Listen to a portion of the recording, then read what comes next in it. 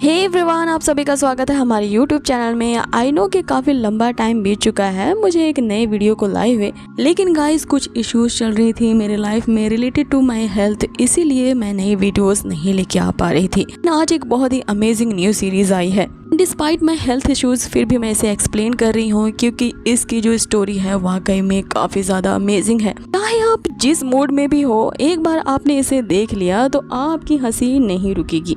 तो चलिए बिना कोई वक्त गवाए इस अद्भुत सी नई कहानी को शुरू करते हैं। तो कहानी की शुरुआत एक नरेटिंग वॉइस से की जाती है, जहां हमें बताया जाता है कि उनके मार्शल वर्ल्ड की दुनिया काफी शांति और सुखद भरा हुआ करता था, लेकिन चारों तरफ कोहराम मच गया। अराजकता के देवता ने उन पर हमला किया और उस भूचाल से निपटने के लिए उनका हीरो सामने आया, लेकिन वो हार गया। तभी उसकी मदद करने के लिए गॉड ने डिवाइन मैसेंजर को भेजा, जो कि उनके लिए एक डिवाइन स्टोन लेकर के आया। 50 साल पहले की ही बात है, उस हीरो ने उस डिवाइन स्टोन वाले गोल्डन पिल का यूज किया, अराजकता के देवता को हरा दिया। उनके हीरो के ये मिशन कंप्लीट करते ही वो रिटायर हो जाता है और फिर उसकी जगह हुआ बिंग नामक एक साथी लेता है। तो हुआ बिंग ने उस गोल्डन पिल की एफिशिएंसी को बढ़ाने के लिए उसमें कुछ ऐसे बदलाव किए थे, इसका परिणाम उन्हें आज तक भुगतना पड़ रहा है, ताकि उस गोल्डन पिल के परिवर्तन से उस पिल के खाते ही उनके मार्शल आर्ट की ट्रेनिंग जो है वो किसी 10 साल ट्रेनिंग के बराबर हो जाती थी। इसका साइड इफेक्ट उन मार्शल आर्टिस्ट पे ये पड़ा कि वो एक वर्कोहॉलिक मॉन्स्टर्स बन गए। और फिर कुछ ही सालों में उस हुआ बिल ने एक ऐसे इगोइस्टिक ईरा की शुरुआत की जिसने इस कॉन्टिनेंट के सारे विलेज को अपने चपेट में ले लिया। और फिर मार्शल आर्ट सीखने की एक ऐसी होड़ सी मच गई कि सारे मार्शल आर्टिस्ट जो हैं वो अब एक वर्कोहॉलिक मॉन्स्टर्स में बदल गए हैं, एक ऐसे ओवरवर्क करने वाले मॉन्स्टर बन गए हैं जिनकी जिंदगी में सिवाय मार्शल आर्ट सीखने के अलावा कुछ नहीं रहा। उस हुआ बिंग ने उनकी जिंदगी को जैसे निरस्ता बना दिया है। बिंग ने गोल्डन पिल का यूज करके उन सभी मार्शल आर्टिस्ट को अपना गुलाम बना रखा है। ये ट्रेनिंग वो खास तरह के एक अपर पैलेस में करवाता है जिसे काओबी विला कहते हैं। हुआ बिंग ने ये जो इगोइस्टिक ईरा की शुरुआत की है, डिफीट करने के लिए हमारे हीरो शेंग ने अबोई विला को डिस्ट्रॉय करने की ठानी है, जिसका मकसद उन मार्शल आर्टिस्ट की आज़ादी है जो कि एक ओवरवर्क्ड स्लेव मॉन्स्टर बन गए हैं उस हुआ बिंग के लिए। अपने इस मकसद को पूरा करने के लिए हमारी इस सीरीज के मेन लीड शेन को दिखाया जाता है कि उस काबोई विला की तरफ जाने वाले उसके वर्कहोलिक बंदे हैं उन पे नजर रख रहा है कि किसी ट्रैम ट्रेन के आने का इंतजार कर रहे हैं। उनकी हालत देख करके पता चलता है कि उनसे इतना काम करवाया जाता है जैसे उनकी खुद की जिंदगी ही खत्म हो चुकी है। वो एक तरह के मशीनी मॉन्स्टर्स बन चुके हैं। यहाँ पे शिन जो है अपने मिशन को पूरा करने के लिए उन्हीं काओबी विला वालों पे नजर रख रहा है। वो सुबह से लेकर शाम तक क्या करते हैं और किस तरह के एक ओवरवर्क्ड मॉन्स्टर्स बन चुके हैं, इसी पे ही वो नजर रख रहा होता है। जहाँ पे वो देखता है कि काबोई विला वालों ने तो इंसानों को उनकी पहचान ही छीन ली है और उन्हें सूट बूट पहना के नाम के बजाय उन्हें कोड नंबर दे दिए गए हैं। सभी के सभी एक नीरस जीवन जी रहे हैं, जहाँ पे वो किसी स्टेशन पे इंतजार कर रहे हैं। स्टेशन पे एक बहुत ही बड़ी सी बिल्ली आती है, जो कि एक मॉन्स्टर नहीं बल्कि एक ट्रेन ट्रैम्प होती है। बड़ी बिल्ली वाली जो ट्रैम्प होती है वो उन सारे बंदों को निगल लेती है। यहाँ उन्हें निगलने का मतलब खा जाना नहीं, बल्कि वो उन्हें अपने सीट पे बैठा रहा है। इसी खास ट्रेन में यात्रा करने के लिए इन सभी बंदों ने 30,000 पर डे के हिसाब से दिया है। ये देख करके शेन हैरान रह जाता है कि ये आखिर किस तरह का वर्क स्टेशन इन लोगों ने बनाया है। तो सरासर यहाँ पे लूट चल रही है। किसी भेड़ बकरियों की तरह उस ट्रेन में गधों की तरह उन सारे वर्कर्स को ठूस ठूस के भर दिया जाता है। उन्हें खुद इस तरह की लाइफ स्टाइल को चूज किया है, वो भी 30,000 रुपए दे करके पर डे के हिसाब से। कि हमारे मेन लीड शेन के ग्रैंडपा यानी कि हमारे प्यारे से कबूतर की एंट्री होती है कि शेन के सिग्नल देते ही उस ट्रैम्प ट्रेन को तबाह करने के लिए आगे बढ़ जाते हैं, वो भी एक फ्राइंग पैन लेकर के। लेकिन यहाँ शेन और उसके ग्रैंडपा की बुरी किस्मत ने उनका साथ दे दिया होता है। वो जो कोड मैन होते हैं इनके इरादों को पहचान जाते हैं। सभी समझ जाते हैं कि शेन ही उनका अगला टारगेट है, जो कि काओबी विला को डिस्ट्रॉय करना चाहता है। ये अलग अलग बंदे जिन सभी के कोड नंबर अलग अलग होते हैं और यहाँ पे शेन के पीछे पड़ जाते हैं। उनसे अपनी जान बचाने के लिए शेन भागता तो है, लेकिन इन दोनों बेचारों की और भी बुरी किस्मत ये होती है कि यहाँ पे वो अपने ही ग्रैंडपा से जाके टकरा जाता है। अब यहाँ पे शेन को भागते भागते पता चलता है कि उसके डैड को इन लोगों ने पकड़ लिया है। तो उन्हें काफी ज्यादा टॉर्चर करने के बाद इन्होंने इनके इस प्लान को जान लिया है। इसीलिए शेन को यहाँ पे अपनी जान बचा करके इनसे भागना ही पड़ेगा। सभी कोडमैन जो होते हैं यहाँ पे शेन को सरेंडर करने के लिए कहते हैं, लेकिन शेन ये कहते हुए कि वो कभी भी गिव अप नहीं करेगा उस छत से कूद जाता है। आगे वे लोग कूद करके उसी ट्रैम ट्रेन के ऊपर चढ़ जाते हैं। यहाँ पे जो शेन होता है वो ग्रैंडपा से कहने लगता है क्या उसके फादर ने उसके लिए कोई सीक्रेट नोट छोड़ा था। ग्रैंडपा उसे बताते हैं कि तुम्हारे डैड का विरासत के तौर पे मेरे पास सिर्फ एक एक्शन गन ही पड़ा हुआ है। उन्होंने तुम्हारे लिए एक सीक्रेट किट भी दी है और कहा है कि इसके जरिए तुम अपने मिशन को आगे कंटिन्यू कर सकते हो। अब यहाँ पे शेन को लगता है कि उस सीक्रेट किट में कुछ बहुत ज्यादा अद्भुत होगा उसके लिए, जिसका यूज करके वो इन सबको हरा पाएगा। तो वो बहुत ही गंदी राइटिंग में बच्चों के जैसा ड्रॉ किया गया एक मैप होता है। एक जगह पे जाने के लिए रेड मार्क लगाया गया होता है। आगे जब शेन उस बच्चों वाले मैप को पलट के देखता है, एक बहुत ही भद्दी सी पेंटिंग बनाई होती है। इसे देख करके शेन समझ जाता है कि ये तो वही उनके वर्ल्ड ऑफ मार्शल आर्ट का डेमन सेक्ट का लीडर हुआ करता था, जिसने अभी रिटायरमेंट ले ली है। ग्रैंडपा उसे बताते हैं कि तुम्हारे फादर का अगला इंस्ट्रक्शन यही है कि तुम इस लीडर को ढूंढो, क्योंकि तुम्हारे मिशन को पूरा करने में तुम्हारी मदद करेगा। ग्रैंडपा उनसे कहते हैं कि मैं इन सभी का यहाँ पे ध्यान भटकाता हूँ, यहाँ से भाग जाओ और तुम उस डेमन सेक्ट के लीडर को ढूंढो जिसका नाम मोरोंग है। अब आगे ग्रैंडपा अपनी जान की बाजी लगाते हुए और उन कोडमैन से लड़ने के लिए निकल पड़ते हैं, लेकिन यहाँ शेन उन्हें पीछे से आवाज देते हुए कहता है कि ग्रैंडपा आप गलत डायरेक्शन में जा रहे हैं, क्योंकि वे बंदे हमारे आगे नहीं बल्कि हम पे पीछे से हमला कर रहे हैं, आपको पीछे जाना चाहिए। इससे पहले कि हमारे कबूतर ग्रैंडपा ये समझ पाते, वो सीधा जाकर के एक बड़े से दीवार से टकराते हैं। उनकी बन जाती है चटनी और यहाँ पे उन्हें बचाने के लिए बेचारा शेन कूद पड़ता है और फिर अपने ग्रैंडपा को बचाते हुए वो उस ट्रेन से ही जंप कर बैठता है। नीचे गिरते ही इन दोनों की पसलियां यहाँ जवाब दे जाती हैं। लोग जिस जगह पे गिरे होते हैं वो कोडमैन इन्हें नहीं देख पाते और इन्हीं की ही तलाश कर रहे होते हैं पूरे आसपास के इलाके में। आगे ग्रैंडपा को यहाँ पे एक आइडिया सूझता है। वो अपने सामने एक टूटे फूटे बीहड़ से रेस्टोरेंट को देखते हैं जिसका नाम पीलो रेस्टोरेंट होता है। शेन से कहते हैं कि उस रेस्टोरेंट में जरूर भीड़ होगी, हम वहाँ पे जाके लोगों से घुल मिल जाएंगे, के बाद वो कोडमैन हमें नहीं ढूंढ पाएंगे। वही लोग रेस्टोरेंट के अंदर छुपने के लिए दौड़ के उसकी तरफ बढ़ रहे होते हैं, जहाँ पे वो एक बंदे से टकरा जाते हैं। वो बंदा उन्हें अंदर जाने से मना करता है, ये कहता है कि अंदर वे लोग ऐसी काला जहर खिला रहे हैं तो तुम लोग मत खाना। लेकिन अब बहुत देर हो चुकी थी, ये दोनों ही उस पीलो रेस्टोरेंट में घुस जाते हैं। आगे ये देख करके उनकी जान में जान आती है कि उन्होंने उन कोडमैन को चकमा दे दिया है और आसानी से यहाँ पे छुप बैठे हैं इस रेस्टोरेंट में। लेकिन जब पीछे ये मुड़ करके देखते हैं तो कुछ ऐसी आकृति देख करके इनकी तो हवा ही निकल जाती है। आगे उन्हें उस रेस्टोरेंट की ऑरा बहुत ही अजीब सी और डरावनी लग रही होती है। किस्म की वहाँ से आवाजें आ रही होती है जिसे सुन करके ये दोनों डर जाते हैं। लेकिन अचानक से इनके सामने एक भद्दी शक्ल वाला मेढक आ जाता है, जिसे देख करके इनके तो हवाइयाँ ही उड़ जाती हैं। वो मेढक उनसे कहता है कि इसमें डरने की क्या बात है, कभी तुम लोगों ने मेढक देखा नहीं है और वैसे भी मैं इस पूरे रेस्टोरेंट का मालिक हूँ। लोगों ने क्या सोचा कि मैंने यहाँ पे धर्मशाला खोल रखा है जो कभी भी और कहीं से भी फ्री फोकट में आ जाएगा। इस पे शेन उनसे कहता है कि हम यहाँ फ्री फोकट का थोड़ी ना आए हैं, हम तो आपके कस्टमर है। ये रेस्टोरेंट का बहुत ही नाम सुना है और देख भी रहे हैं कि यहाँ पे कितनी भीड़ है, हम यहाँ पे कुछ फूड को ऑर्डर करना चाहते हैं। ये सुन करके उस मेढक के तो खुशी के ठिकाने नहीं रहते और वो उन दोनों को ही मेन्यू पकड़ा देता है। उस मेन्यू में 500 डिशेस के नाम लिखे होते हैं, जिसे देख करके शेन काफी ज्यादा इम्प्रेस हो जाता है कि वाकई में ये रेस्टोरेंट तो काफी अच्छा है, 500 से भी ज्यादा डिश ये लोग सर्व कर रहे हैं। पहले शेन जो होता है वो ऑर्डर देता है कि उसे खट्टी मीठी मछली खानी है, जिसपे मेढक उसे कहता है कि ये नहीं है, तो उसे चिकन लॉलीपॉप का ऑर्डर दिया जाता है। फिर मेढक कहता है कि ये भी नहीं है।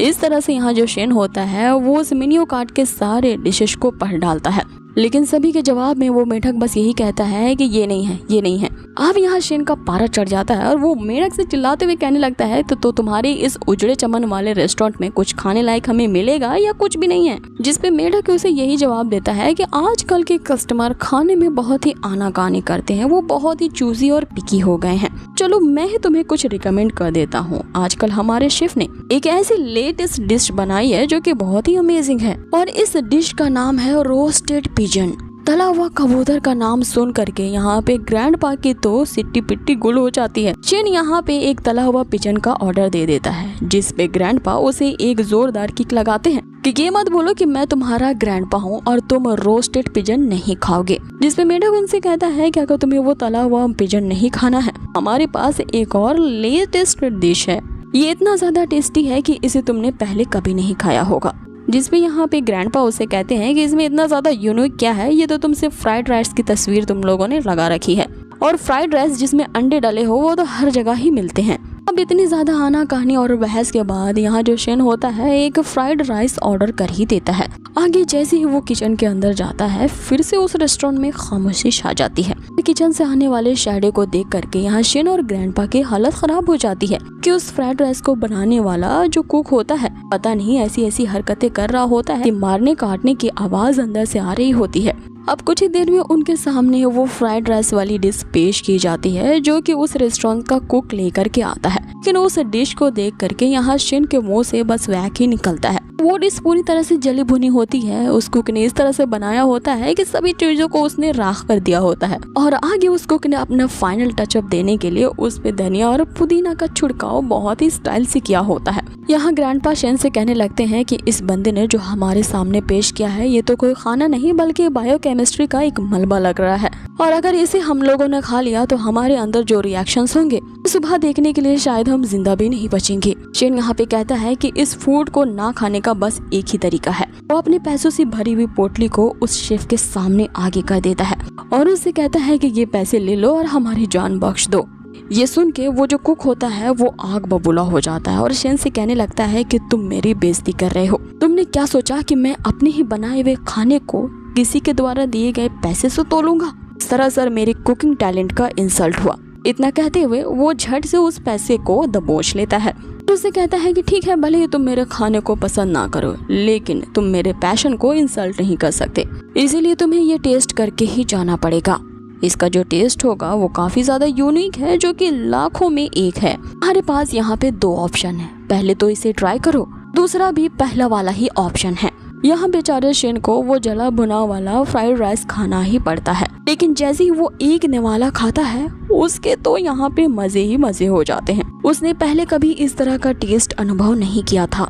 वो तो मानो टेस्ट की वादियों में खो जाता है और फिर उसके हाथ यहाँ रोके नहीं रुक पाते। उसने तो कटोरा भर के उस फ्राइड राइस को चट कर दिया होता है। ये देख करके जो ग्रैंडपा होते हैं वो उस डिश को देखने लगते हैं कि ये डिश तो देखने में किसी गोबर जैसा लग रहा है, ट्राई करने में क्या हर्ज है, शिन भी तो इसे खा रहा है वो भी चटखोरे लेकर के। आगे उसकी एक बाइट लेते ही वहाँ ग्रैंडपा बेहोश हो जाते हैं और दूसरी तरफ शेन ने कटोरा सफा चट कर दिया होता है। देख के वो जो कुक होता है वो पहली बार बहुत ज्यादा खुश होता है अपनी लाइफ में। जिंदगी में पहली बार उसके द्वारा बनाई गई डिशेस को किसी ने खाया है और उसे अप्रिशिएट किया है। मतलब है कि वो बंदा उसे मिल गया है जो उसके बनाए गए खाने को समझ सकता है। आगे शेन उससे कहता है कि जिस तरह की डिश तुमने बनाई है बिल्कुल इसी तरह का डिश मेरे फादर बनाया करते थे मेरे लिए। जिस पे कुक उनसे पूछता है क्या तुम्हारे फादर भी मेरी तरह ही एक कुक थे? क्या तुम मेरे फादर को जानते हो? वो भी काउबी विला में एक शेफ थे। जिसमें यहाँ पे शेन जो होता है अपने फादर का काफी शान के साथ इंट्रोडक्शन देने लगता है कि मेरे फादर उसी काउबी विला के वहाँ के रिबेलियस ग्रुप के डिप्टी लीडर हुआ करते थे। अपनी जिंदगी को उस इगोइस्टिक इरा को खत्म करने के लिए लगा दिया और जो लोग उस काउबी विला के खिलाफ काम किया करते थे उन्हें सर्विस टीम कहा जाता था और उसी सर्विस टीम के ही डिप्टी लीडर मेरे फादर हुआ करते थे। जिसपे कुक उनसे कहता है कि हो सकता है कि मैंने अपनी ये कुकिंग स्किल्स तुम्हारे फादर से ही सीखी हो। आगे शिन उन्हें उदासी के साथ बताता है कि उस काबोई विला के खिलाफ जो हमने मिशन शुरू किया था। आगे शिन काफी उदासी के साथ उसे बताता है कि मेरे फादर और उसके साथियों ने काबोई विला के खिलाफ जो ऑपरेशन शुरू किया था फॉर्चुनेटली वो फेल हो गया। मेरे फादर और उनके साथियों को उस हुआ बिंग ने कैप्चर कर लिया लेकिन अब उनके मिशन को पूरा करने का बेड़ा मैंने उठाया है क्योंकि सिर्फ मैं और मेरे ग्रैंडपा ही जानते हैं कि मेरे फादर का पूरा प्लान क्या था। लेकिन मुझे आज तक ये समझ में नहीं आया है कि उस काबुई विला वालों ने आखिर हमारे हमले को पहले से ही प्रेडिक्ट कैसे कर लिया। सिर्फ किसी ने भी गद्दारी नहीं की तो आखिर हमारे इस सीक्रेट को किसने लीक किया जिसके कारण मेरे फादर और उनके साथी पकड़े गए। वो जो कुक होता है काफी गहराई से यहाँ पे शिन की बातों को सुन रहा होता है और अचानक से उसे पकड़ते हुए कहता है कि मुझे समझ में आ गया, जरूर तुमने ही अपने फादर की कुकिंग स्किल्स को इनहेरिटेंट किया है। तो मेरी जिंदगी में पहली बार मेरे द्वारा बनाए गए खाने को किसी ने इतना पसंद किया है। तुम्हारे फादर की कुकिंग स्किल्स तुम्हें विरासत में मिली है तो क्यों ना तुम मेरे कुकिंग में असिस्टेंट बन जाओ। जिसपे शिन उसे कहता है कि तुम्हारा एक माला खाली है क्या? मैं यहाँ पर तुम्हें सीक्रेट्स को किसने लीक किया ये पूछ रहा हूँ, तुम मुझसे कुकिंग के बारे में बात कर रहे हो। इतने में धड़ल्ले से वहाँ दरवाजा खुलता है और वो कोडमैन इन्हें ढूंढते हुए वहाँ रेस्टोरेंट में आ जाते हैं। जैसे ही दरवाजा टूटता है उस फ्रॉक के मुंह से ये निकलता है कि बस एक और खर्चा पल्ले पड़ गया। आगे वो कोडमैन उससे कहते हैं कि तुमने क्या सोचा था, इस टूटे फूटे होटल में आकर के छिप जाओगे तो हम तुम्हें नहीं ढूंढ पाएंगे। तुम्हें हमारे काबू विला ने वांटेड क्रिमिनल घोषित किया है, जल्दी से जल्दी सरेंडर कर दो वरना मरने के लिए तैयार हो जाओ। उसने जैसे ही अपनी तलवार उस टेबल पे दे मारी होती है, ये देख करके हमारे मेढक को दूसरा हार्ट अटैक आ जाता है। ये तो मेरा यहाँ पे खर्चा करवाने के लिए ही आए हैं। शिन भी उनकी धमकी को देख करके अपनी तलवार निकाल लेता है और फिर देर क्या होती है, यहाँ पे शिन अकेला ही उन सभी कोडमैन से भिड़ जाता है। लेकिन एक सेकंड में ही ये लोग उसे धूल चटा देते हैं। जैसे ही वो शिन को यहाँ जान से मारने के लिए उस पे अपनी तलवार उठाते हैं, यहाँ पे शिन को बचाने के लिए वही कुक सामने आ जाता है और उन कोडमैन से कहता है कि तुम्हारी हिम्मत कैसे हुई कि मेरी ही टेरिटरी में आ करके यहाँ पे इस तरह का ट्रबल मचाने की। आगे हम उस कुक को देखते हैं जो कि कोई आम कुक नहीं निकलता बल्कि उसकी तो भयानक स्किल्स होती हैं। अब उसकी बॉडी से जो ऑरा रिलीज हो रही होती है उसे देख करके यहाँ शिन भी समझ जाता है कि उसके फादर ने जिस डिमन सेक्ट के लीडर को ढूंढने के लिए उसे वो जो मैप दिया होता है उसमें जो पेंटिंग बनाई होती है वो तो इसी बंदे की है। मतलब कि जिस बंदे को ढूंढने के लिए वो जर्नी पे निकला है वो उसी के होटल में ही हटपका था। हालांकि वो पिक्चर मिला करके तो देखता है जो थोड़ा बहुत मैच ही होता है और यही हमारे वर्ल्ड ऑफ मार्शल आर्ट का वो लीडर था जिसने उस अराजकता को हराया था और रिटायरमेंट ले ली थी। आगे सेन सोचने लगता है कि लेकिन हमारे उस डिमन सेक्ट का जो सेवियर था वो आखिरकार इस टूटे फूटे रेस्टोरेंट में आकर के गुमनामी की जिंदगी क्यों जी रहा है। वो इसी सोच में होता है कि हम उसको यानी कि लीडर जिसका नाम मोरोंग है उसकी फाइटिंग स्किल्स को देखते हैं जो कि बैठे बैठे ही सभी कोडमैन पे ऐसा अटैक करता है कि उन सबकी ही सिट्टी पिट्टी गुल हो जाती है। आगे वो उन सब पे अटैक करता है लेकिन वो अटैक सीधा जा करके उस रेस्टोरेंट की दीवार पे लगता है। एक लीडर वहाँ पे छप जाता है। आगे लीडर मोरोंग उनसे कहता है कि दुनिया में ऐसी कोई चीज भी नहीं जिसे पैसे से ना खरीदा जा सके। ये सुनते ही वे सभी जो कोडमैन होते हैं उनके पास जितने पैसे होते हैं वो सभी के सभी वहाँ पे देते हैं और अपनी जान छुड़ा करके वहाँ से 9-11 हो जाते हैं। उनके जाते ही लीडर मोरोंग जो होता है वो उन पैसों पे टूट पड़ता है और उस सारी गिरे हुए चिल्लर को समेट लेता है और कहने लगता है कि इतने सारे पैसे मेरे पास आ गए, अब तो मैं अमीर हो गया। ये देख करके सभी खड़े खड़े उसे देखते ही रह जाते हैं। जिसपे मोरोंग उनसे कहता है कि खड़े खड़े मुझे देख क्या रहे हो, इन चिल्लर को उठाने में मेरी मदद करो। जिसपे ग्रैंडपा उसकी ये हालत देख करके शिन से कहने लगता है कि क्या ये वही सेवियर है जो कि तुम्हारी मिशन में मदद करने वाला है? तो नहीं लगता है ये जो तुम्हारा सेवियर है कोई रिलायबल बंदा है। पता नहीं कैसे तुम्हारे फादर ने मिशन को पूरा करने के लिए इस बंदे को सिलेक्ट किया है। आगे लीडर मोरोंग ने उन सारे पैसे को इकट्ठा करके उस बॉस मेढक के पास दिए होते हैं। उसका बॉस तीखी नजरों से उसे देखता है और सारे खर्चों को कैलकुलेट करने लगता है। टूटे हुए दरवाजे से लेकर के टूटे हुए टेबल तक का वो सब का खर्चा जोड़ लेता है और चिल्ला करके यहाँ मोरोंग से कहने लगता है कि इतने पैसों में से तो मेरे एक सीट को भी रिपेयर करने का खर्च पूरा नहीं होगा। आगे वो कहता है कि तुमने क्या मुझे बेवकूफ समझ लिया है? जब से मैंने तुम्हें कुक के यहाँ नौकरी दी है मेरा तो यहाँ फूटी किस्मत में भी छेद हो गया है। लगते हो कि कोई कछुए की अगरबत्ती हो जिसके कारण मेरे सारे कस्टमर्स यहाँ पे मच्छरों की तरह भाग रहे हैं। जब से तुम मेरे इस रेस्टोरेंट में आए हो मुझे सिर्फ मनी का लॉस ही लॉस हो रहा है। आगे यहाँ मोरोंग को वो खूब खरी खोटी सुनाता है जिसपे मोरोंग जो होता है तो समझाने की कोशिश करता है कि हालांकि अभी हमारी मंदी चल रही है, बड़ी बड़ी फैक्ट्रियों में भी इस तरह की मंदी आती है, लेकिन इसका मतलब ये नहीं है कि वो तरक्की नहीं करते। मंदी होने के बावजूद भी बड़ी बड़ी फैक्ट्रियों में जो काम करने वाले मजदूर होते हैं उन्हें तो मजदूरी भी दी जाती है। तो ऐसा कैसे हो सकता है कि तुम मुझे मेरी मजदूरी ना दो? तो यहाँ शिन के खुशी के ठिकाने नहीं होते क्योंकि उसे बिना ढूंढे ही वो लीडर मिल चुका है। इसीलिए वो उसे मनाने की कोशिश करने लगता है कि तुम्हें हमारे मिशन में साथ देना होगा। मैंने अपने ग्रैंडफादर से ये सुन रखा था कि तुम उनके काफी अच्छे दोस्त हुआ करते थे और उसी पुराने दोस्ती के नाते तुम मेरे फादर को रेस्क्यू करने में मेरी मदद करो। अब यहाँ पे उसके ग्रैंडफादर का नाम सुन करके यहाँ जो मोरोंग होता है कुछ सोच में पड़ जाता है। इधर दूसरी तरफ शिन जो होता है वो उससे यहाँ हाथ पैर जोड़ करके उसकी मदद के लिए आग्रह कर रहा होता है। जो उस रेस्टोरेंट का ओनर मेढक होता है वो अपनी तीखी नजरों से यहाँ पे मोरोंग को इशारा करता है। उसे कहता है कि इन सभी का बिल हम इस लड़के शिन पे फाड़ते हैं। क्योंकि इसी को ही बचाने के लिए यहाँ पे इतनी ज्यादा तबाही और तोड़फोड़ की गई है, इसलिए हमारे इस नुकसान का हर्जाना तो तुम्हें ही देना पड़ेगा। जिसपे मोरांग उसके इशारों को समझ जाता है और यहाँ शेन से कहने लगता है कि मेरे बॉस सही कह रहे हैं, मेरी अगर मदद चाहिए तो तुम्हें इस सारे खर्चों का यहाँ पे कंपनसेशन देना होगा। इस पे शेन यहाँ पे अपनी गलती स्वीकार करता है कि मेरी वजह से आपका रेस्टोरेंट इतने ज्यादा टूट फूट गया, लेकिन मेरे पास जितने भी पैसे बचे हुए थे उस खाने को ना खाने के बदले में मैं पहले ही तुम्हें दे चुका हूँ। जिस पे यहाँ मोरांग उससे कहता है कि जब ऐसी ही बात है तब तो तुम्हें अपनी जान दे करके इस सारी फीस को पे करना होगा। जान लेने का सुन करके ही ये दोनों शेन और ग्रैंडपा जो होते हैं वो उसके कदमों में गिर जाते हैं और अपनी जान की भीख मांगने लगते हैं। जिसपे मोरांग उससे कहता है कि तुम्हें मार डालूं या छोड़ दो, तुम्हारे पास सिर्फ 2 चॉइसेस है। पहली चॉइस ये कि मुझे पैसे दे दो और दूसरा रास्ता ये है कि तुम्हें मेरे साथ कुकिंग करनी होगी और ऐसी डिशेस बनानी होगी जिसे खाने के लिए लोग यहाँ पे भिनभिनाते हुए आए। और अगर इन दोनों शर्तों में से एक शर्त को तुमने नहीं माना तो तुम्हारी हालत इसी कप की तरह होगी जिसे मैं 1 सेकंड में क्रैश कर दूंगा। अब उस कप के क्रैश होते ही यहाँ जो मेढक होता है वो चिल्लाने लगता है कि इसका बिल भी मैं तुम्हारे में ऐड करूंगा। अब आगे यहाँ पे शेन इनकी दूसरी शर्त मान लेता है और अपने कुकिंग स्किल्स को दिखाने